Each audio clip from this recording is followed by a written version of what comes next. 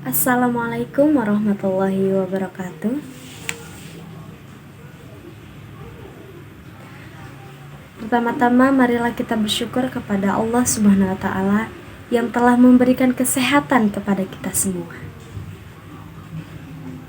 Sholawat beserta salamnya marilah kita hadiahkan kepada Nabi kita, yaitu Nabi besar Muhammad Sallallahu Alaihi Wasallam. Semoga dengan sholawat dan salam yang kita lantunkan tadi mendapatkan syafaatnya nanti di yaumil qiyamah. Amin. Tak lupa juga terima kasih kepada Bapak dosen yang telah memberikan kesempatan kepada kami untuk menyelesaikan tugas yang telah kami kerjakan. Sebelumnya perkenalkan, saya dari kelompok 6 yang mana beranggotakan 3 orang. Yang pertama yaitu saya pribadi sebagai Pina Fitriani selaku moderator dan pemateri pertama.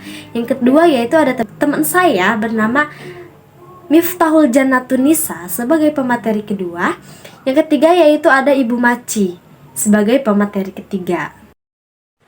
Baik, di sini saya telah mewawancarai beberapa narasumber yang ada di Kampung Gardu Dalam, yang mana diantaranya itu yang pertama ada Bapak RT, dan yang kedua yaitu ada Bapak Handi selaku marmot masjid, dan yang ketiga yaitu ada Ustadz Patur selaku ketua DKM di masjid tersebut. Di sini saya telah memberikan pertanyaan mendasar mengenai apa sih yang dimaksud dengan tafsir dan takwil. Menurut Mang Handi selaku marmot masjid, beliau mendefinisikan tafsir itu adalah yang menjelaskan Al-Quran, sedangkan yang dimaksud dengan takwil itu adalah ayat yang mempunyai beberapa makna. Sedangkan menurut Ustadz Fatur, beliau mendefinisikan tafsir adalah sebagai penjelasan makna dari ayat Al-Quran yang didasari ilmu nahwu sorof mubalighahnya. Sedangkan yang dimaksud dengan takwil yaitu menempatkan makna yang dikehendaki suatu lafaz yang dapat menerima banyak makna karena didukung oleh dalil. Dan yang ketiga yaitu menurut Bapak Jamal selaku Bapak RT di tempat, beliau mendefinisikan tafsir dan takwil itu adalah sama aja, tidak ada perbedaannya, yaitu untuk menjelaskan makna yang ada di dalam Al-Quran. Dari ketiga tokoh yang telah kami wawancarai, kami menyimpulkan bahwa pentingnya pengalaman pendidikan yang membedakan penjelasan dari setiap narasumber. Adapun untuk memecahkan masalah yang telah kami lakukan di tengah-tengah lapangan, yaitu kami mendiskusikan bersama untuk mengetahui solusi apa yang kira-kira terjadi di rumusan masalah yang kita lakukan, yaitu yang mana dari hasil diskusi yang telah kami lakukan, penulis menyarankan agar dapat memberikan pendekatan yang sederhana kepada masyarakat untuk dapat mudah memahami apa itu tafsir dan takwil. Kita dapat menggunakan contoh-contoh dari kehidupan sehari-hari atau kisah-kisah Nabi yang relevan untuk menjelaskan makna yang pentingnya takwil dalam memahami ayat-ayat Al-Quran. Selain itu, kita dapat mengajak untuk belajar bersama-sama melalui diskusi atau kajian keagamaan yang diselenggarakan oleh para tokoh atau komunitas keagamaan.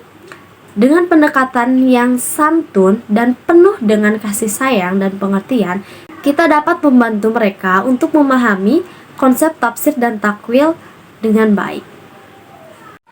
Nah, selanjutnya ada rumusan masalah, yang mana yang pertama yaitu pengertian tafsir dan takwil, yang kedua yaitu ilmu yang dipakai untuk menafsirkan Al-Quran, yang ketiga yaitu problematika di kalangan masyarakat mengenai tafsir dan takwil, yang mana yang telah tadi saya sampaikan. Baik, langsung masuk ke pemateri pertama, yaitu mengenai apa itu tafsir dan takwil. Baik, yang pertama yaitu tafsir. yang mana kata tafsir sendiri berasal dari kata akar fasara yufasiru fasron. Secara bahasa mempunyai 4 makna, yang mana yang pertama yaitu al-fasru, membuka sesuatu yang tertutup. Yang kedua yaitu al-ido, menjelaskan dan menerangkan.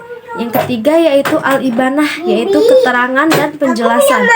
Adapun tafsir menurut istilah atau menurut para ulama, yang mana yang pertama yaitu menurut Az-Zarkashi, mendefinisikan tafsir adalah ilmu untuk memahami kitab-kitabnya Allah yang diturunkan kepada Nabi Muhammad SAW, menjelaskan makna-makna yang mengeluarkan hukum dan hikmahnya. Nah, menurut Az-Zarkashi ini, beliau lebih mendefinisikan tafsir itu adalah ilmu untuk memahami kitab-kitabnya Allah dan mengetahui apa makna dan hikmahnya yang ada di dalam Al-Quran ini. Yang kedua yaitu menurut Al-Kilbi, beliau mendefinisikan tafsir sebagai menjelaskan Al-Quran dan menerangkan maknanya, serta menjelaskan apa yang dikehendaki nas tersebut, isyarat atau tujuannya. Itu menurut Al-Kilbi. Adapun yang ketiga menurut Abu Hayyan, yaitu beliau mendefinisikan tafsir sebagai ilmu yang membahas tentang cara pengucapan lafaz Al-Quran, tentang petunjuk-petunjuknya, kandungan hukum-hukumnya, dan makna yang terkandung di dalamnya. Nah, menurut Abu Hayyan ini, beliau lebih mendefinisikan tafsir sebagai cara pengucapan lafaz Al-Quran. Cara pengucapan lafaz Al-Quran, cara mengucapkan lafaz Al-Quran itu seperti apa, serta petunjuk yang ada di dalam Al-Quran itu seperti apa, hukum-hukumnya itu seperti apa, dan isi dan makna yang ada di dalam Al-Quran itu seperti apa. Teman-teman, dari definisi secara bahasa dan istilah atau menurut para ulama dapat kita simpulkan bahwasanya yang dimaksud dengan tafsir itu adalah penjelasan atau keterangan tentang makna ayat-ayat Al-Quran. Adapun yang membahas tentang bagaimana cara pengucapan lafaznya, bagaimana cara menafsirkan ayat-ayat Al-Qur'annya, itu termasuk ke dalam ilmu tafsir. Saya akan menjelaskan tentang takwil. Takwil merupakan kegiatan menafsirkan suatu pernyataan sesuai dengan makna yang sebenarnya.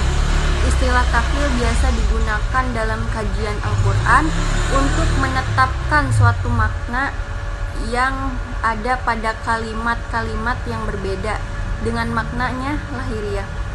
Takwil bertujuan untuk menyesuaikan antara pengertian di dalam Al-Quran dengan sunnah yang diajarkan oleh Nabi Muhammad SAW.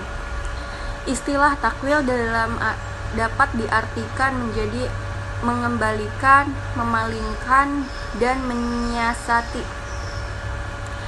Mengembalikan berarti kegiatan mengembalikan makna sesuai dengan proporsi yang sebenarnya.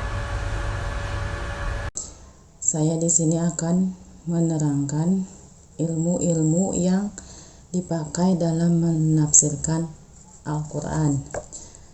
Untuk bisa menafsirkan Al-Quran harus memahami dan mengetahui 15 cabang ilmu. Di bawah ini yang pertama, ilmu lugot. Ilmu lugot yaitu ilmu yang mengetahui arti setiap kata Al-Quran. Mujahid R.A. berkata, barang siapa beriman kepada Allah dan hari akhirat, maka tidak layak baginya berkomentar tentang ayat-ayat Al-Quran tanpa mengetahui ilmu lugot. Yang kedua, ilmu nahu atau tata bahasa.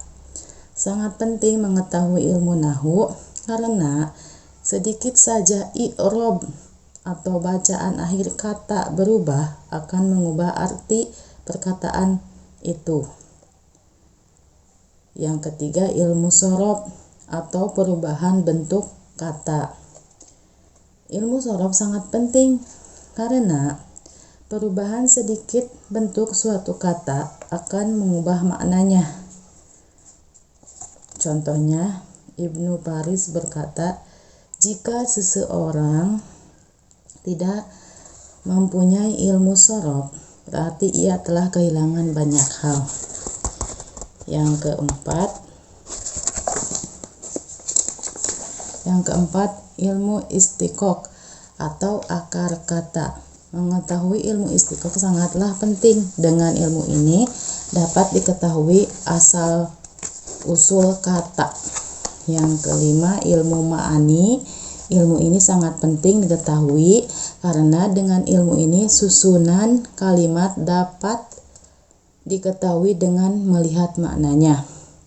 Yang selanjutnya, ilmu bayan, yaitu ilmu yang mempelajari makna kata yang zahir dan yang tersembunyi, juga mempelajari kiasan serta pemisahan kata. Selanjutnya, ilmu badi, yaitu ilmu yang mempelajari keindahan bahasa. Yang selanjutnya, ilmu qiraat. Ilmu qiraat ini sangat penting dipelajari karena perbedaan bacaan dapat mengubah makna ayat. Ilmu ini membantu menentukan makna paling tepat antara makna-makna suatu kata. Yang selanjutnya, ilmu akaid. Ilmu ini sangat penting dipelajari dasar-dasar keimanan. Kadangkala ada satu kata yang artinya zahir, tidak mungkin diperuntukkan bagi Allah. Selanjutnya, ilmu usul fikih. Mempelajari ilmu usul fikih sangat penting karena dengan ilmu ini kita dapat mengambil dalil dan menggali hukum dari suatu ayat. Selanjutnya, ilmu asbabun nuzul, yaitu ilmu yang mengetahui sebab-sebab turunnya ayat Al-Quran. Yang selanjutnya, ilmu nasik mansuk. Dengan ilmu ini dapat dipelajari suatu hukum. Uang sudah dihapus dan hukum yang masih tetap berlaku. Ilmu fikih. Ilmu ini sangat penting dipelajari. Dengan menguasai hukum-hukum yang rinci akan mudah mengetahui hukum global. Yang selanjutnya, ilmu hadis. Ilmu ini sangat penting mengetahui hadis-hadis yang menafsirkan ayat-ayat Al-Quran. Selanjutnya, ilmu wahdi. Ilmu khusus yang diberikan Allah kepada hambanya yang istimewa, sebagaimana sabda Nabi SAW, barang siapa mengamalkan apa yang ia ketahui, maka Allah akan memberikan kepadanya ilmu yang tidak ia ketahui.